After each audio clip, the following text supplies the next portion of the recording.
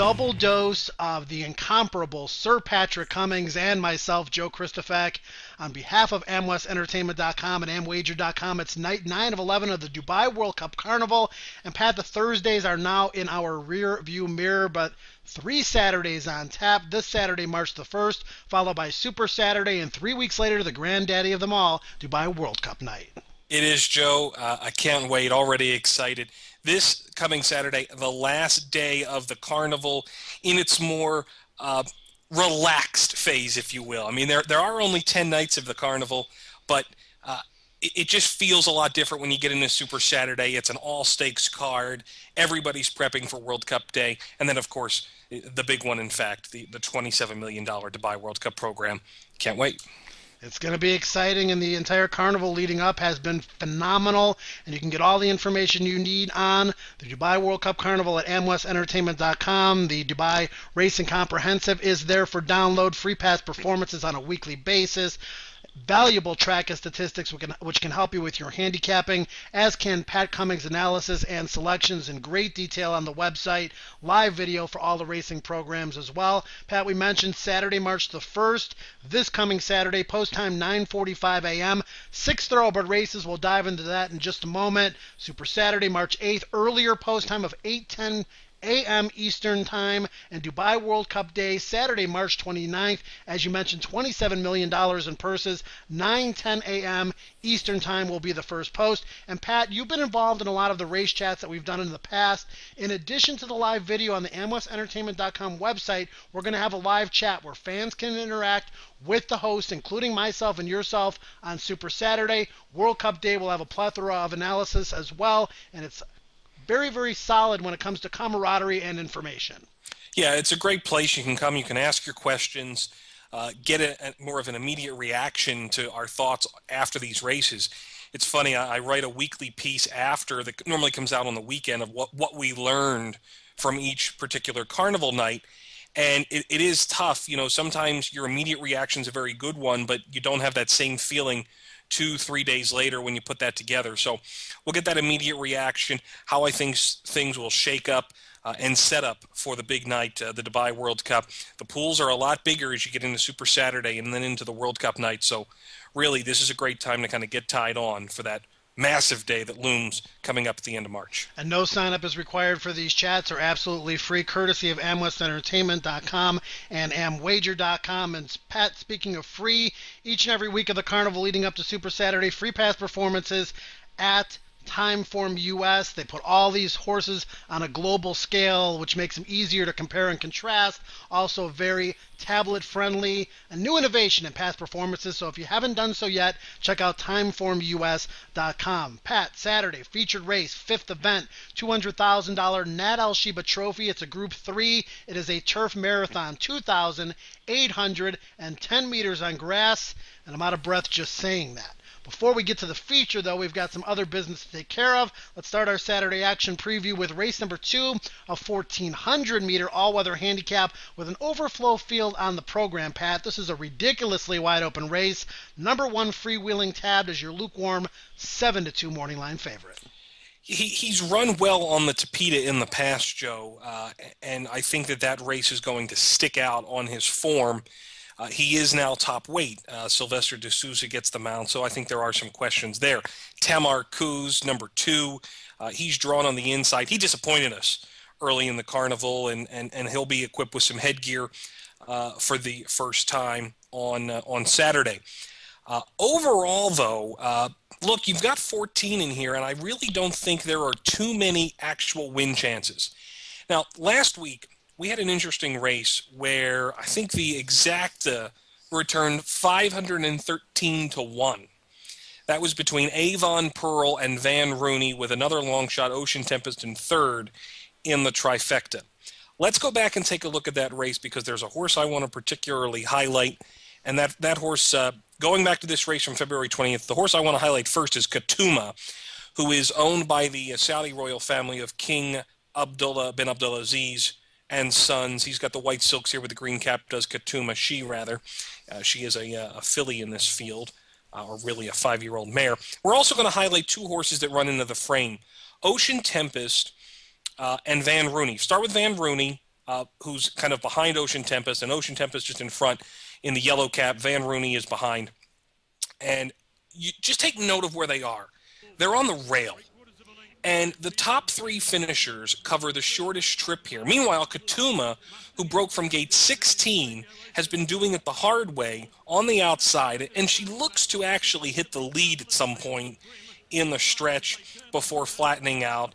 And what does this reveal to us? I think everyone who watches these videos knows where we're going with this. It's the track stat of the day. Katuma, in this last race, runs 16 meters more than the winner Avon Pearl, which is essentially the same trip that Van Rooney had run, and Ocean Tempest as well. So you have Ocean Tempest coming back in this spot. Ocean Tempest is drawn in gate 12. Van Rooney does have a decent draw in gate 4, but he was a long shot when he ran last week and was on the back end of that at 513 to 1 exacta. I think Katuma showed that A, she gets over the surface, B, she can handle this competition, C, she seems progressive enough that with a better trip, she can win here. She comes in, she gets 59 kilos. I went so far, Joe, as to make her the Amwager value play of the day at what I think will be somewhere around that 10 to 1 mark.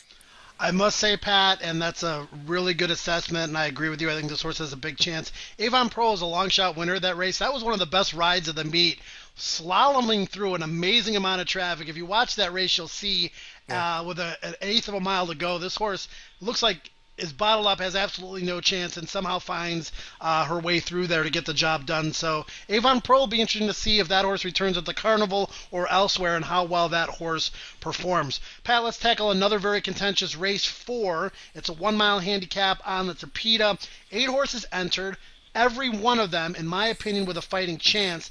Capital Attraction is a slight 3 to 1 morning line favorite, and the Iron Horse, Disaleader, making his 5th start of the Carnival.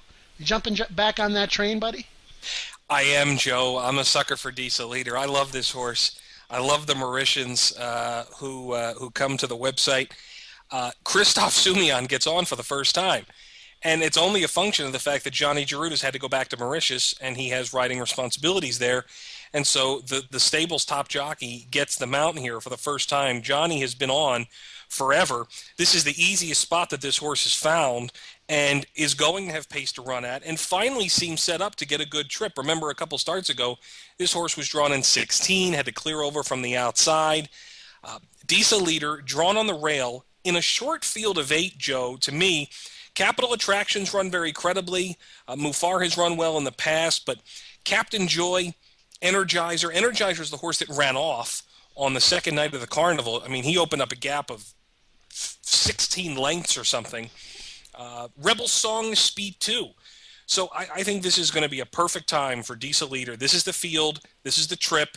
And no disrespect to Johnny, but Christophe getting on board can't hurt this horse either. Johnny's champion jockey in Mauritius, but Christophe certainly very respectable as well.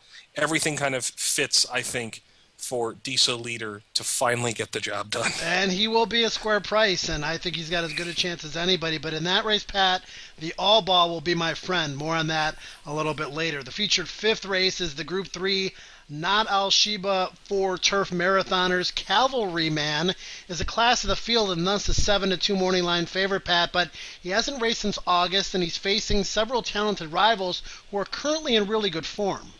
Yeah, I would say he's the local class of the field. He's been okay in Europe, certainly. He's won some good races there. He is an 8-year-old, and sometimes these stayers do their best running with age.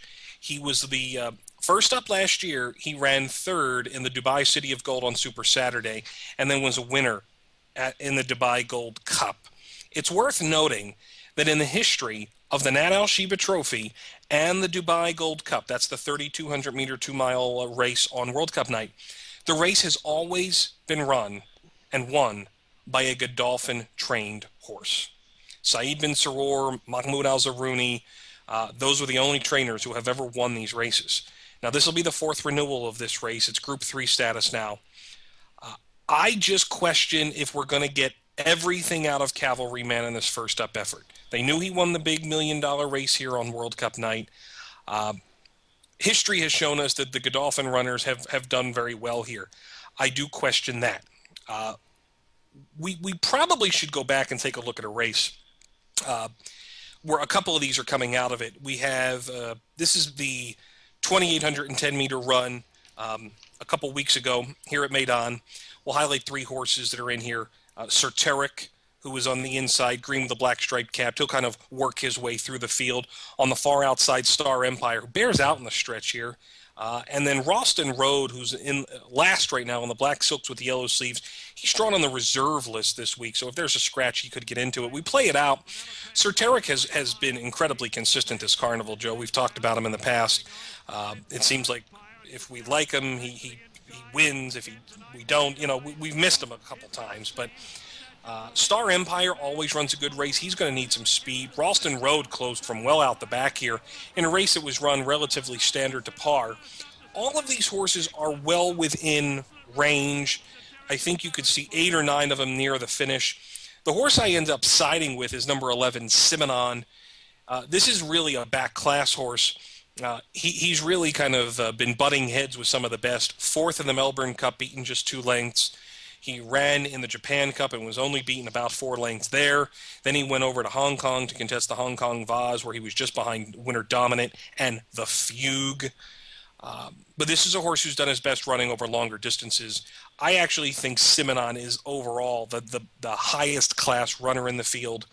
And so I am siding with him on level weights, getting a bit of extra ground. So Simonon for me to upset the local home team. Yeah, it should be an interesting renewal of the feature, and we'll see, obviously, how that plays out and how it plays out moving forward as well. Pat, the finale for Saturday is a 10-furlong turf handicap. 3-1 morning line favorite Shen Shaowei, who you tabbed 2 weeks ago. Horse won smartly on the poly track, returns to the grass for this. Yeah, liked him in the move. I thought he was definitely going to improve in that second up effort. And Mike Dukakis said this week that he actually thinks Shaowei is better on the grass. That is a fascinating proposition. He's a fairly young horse. He's just a late 4-year-old gelding, South African bred. What they do with him on World Cup night, if they can get him there, if he wins this race, that will be fascinating, Joe. If he has a chance to run on World Cup night. I'm not quite sure if that's going to happen or not, but he has back class from South Africa. Some of the horses he's run against there are good. You have to ask yourself a question, though, in this race. Do you prefer Shaowei or Saxo Jack? Saxo Jack was a winner, second up at the Carnival. Shaowei was a winner, second up. Whose win do you rate more highly? I prefer Shaowei here. I really like this horse. You have to question a couple others. Start Right, who's run very well. He was second behind Elaval, but he hasn't won since 2010. He won back-to-back races over 9 days in 2010, and number 10, Start Right, has not won since. You have to question that. I sided with Shaowei. I really like this horse. Very progressive. The Dukak team has done a fantastic job with him.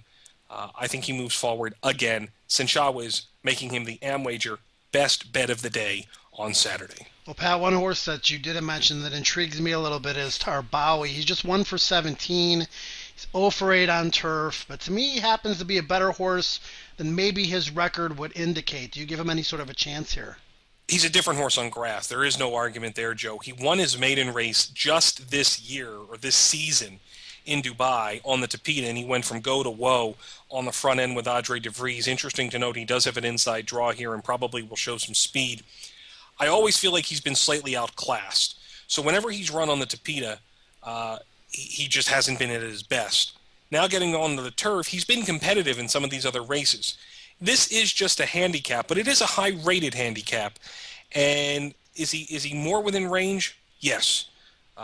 Cannot toss him out entirely, but that 1 for 17 record does concern me a little bit, considering that one just came just a couple months ago. All right, so that's an in-depth look at race number 6. We're going to get all of Pat Cummings' selections for the program in just a minute, but first, again, we have a Derby Wars free contest coming up on Saturday. We've done them throughout the Dubai World Cup Carnival. $150 up for grabs. Absolutely free to get in. Limited to 150 players, and they fill up fast, so make sure you jump on board as soon as that game is released. HorseRacingNation.com is the place to be if you love the game of horse racing. It It is very social, great camaraderie, and a great website to find all the information you need. You can follow them on Facebook and Twitter as well. Pat Cummings, it's time for the drum roll. Cue it. There we go. Bam. Drum roll to announce your selections for the week. What do you got for us, buddy? All right, first race is interesting, Joe. Ottoman Empire is back in action. He's 7-5 on the morning line. He deserves to be the favorite here. It's a very small field. I'm not a big fan of Mick Dom. It is worth noting, I mean, Plantagenet's run very well in that race, and I'm just going to throw out just an ancillary long shot. Samurai Sword was ridden just ridiculously incorrectly last time. That was strange. How did he end up on the lead? It made know. no sense. They put cheek pieces on him in that race. I thought maybe it just made him a little more focused and forwardly placed. He was a horse who had been closing. It's a weird race. Here's the reason I've gone with Ottoman Empire. Richard Mullen is the king of judging the pace in these small races, and he will take advantage of it. I think Ottoman Empire is the horse. He tends to need to get bustled along at the start, but Ottoman Empire for me in the first. Katuma in the second. I'm taking a shot with Take 10 in the third race for a variety of reasons. We'll get to that in a second when we talk about the bankroll. Diesel Leader, Simonon, and Senshawez. Those are my on-top selections. What about your spot plays? Well, we're going to go with three horses, three different races here. Race number one, you went with Ottoman Empire. I think the main threat is Plantagenet, who you mentioned. I like his chances off an improved third behind Elaval last week. I think he'll take a step forward, and I think this is an easier race. Tamar Kuz, yes, disappointing a bit in his first run of the Carnival, but he was beaten only 3.5 lengths by Zahu. I think it was a legitimate horse on that particular evening. This appears to be an easier bunch, and I think he might be tighter for this 5-1 on the morning line on Tamar Kuz. And then Senshawez, I agree with you, beat 15 other rivals in that last race. I too agree that he could possibly be a better horse on turf. He's very well placed here, and I think he's good enough for another victory. So those are my spot plays for Saturday, Pat. All right, good man. Let's get into the bankroll challenge. And I want to note here, Joe, I'm going to change this one on the fly for you. But in that second race on the bankroll challenge, Katuma, I'm going to put 50 to win on Katuma. I was going to spread it out, win place. I'm going to do 50 to win on Katuma at what I think is going to be a square price. Even as we talked about it here a little more, I got a little stronger on that. 50 to win on Katuma in race 2. In the third race, 20 to win on number 8, Take 10. Low weight in the field, drawn. I don't think the draw matters, but this is not a breakneck field. Duck Scholar could improve. Kavanaugh could improve. I get that. Take 10 to me ran a decent race here first up. I'm going with Take 10 with a good weighting and a good price, and then 30 to win on Diesel Leader in the fourth. Last chime, he's probably going to run this Carnival. Maybe he runs in the Godolphin Mile, but I have to give the old boy a shot here once again. I think when they finally turn Diesel Leader out, it should be in your backyard, Pat Cummings. We'll see. All right, good stuff. But what's wrong with this picture? You've got 3 win bets on 3 horses, and I've got a $48 pick 3. We'll get to that in just a moment. First, I'm going to go $12 to win on number 5, Plantagenet, in race number 1 to kick things off. 5 to win, 15 to place on Tamar Kuz in race number 2. A little bit conservative with that wager, but I think he will run big. And here's where I get a little less conservative, Pat. A $1 pick 3. Race number 4, we're going to go all in that leg. A completely wide open race. I think anyone can win, and I'm looking for a price. Then we're going to go with Cavalryman, Satiric, and Star Empire in the 5th, and Senshawez and Tarbawi in the finale. I think that's a pretty well-constructed ticket. Hopefully, the risk will be worth the potential reward on a $48 play, and then swinging right back with 20 to 1 on Senshawez, hoping to potentially at least triple my money in the finale. So, yeah, I really like the bankroll plays this week. Hopefully, we can get back over that break-even mark leading into Super Saturday and or the World Cup.